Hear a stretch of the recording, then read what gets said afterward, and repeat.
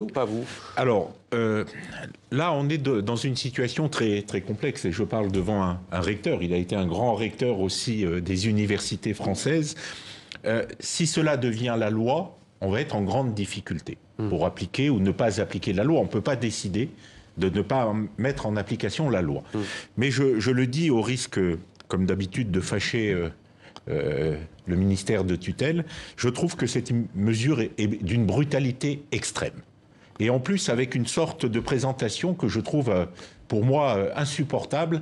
Bienvenue en France. C'est le titre, effectivement. Bienvenue en France, et vous annoncez que les droits d'inscription vont être multipliés par 16, par 15, 17, 18, 19, pour tous ces étudiants qui croient en la France, qui viennent en France pour étudier et pour se construire, qui vont être des ambassadeurs de la France et de la francophonie.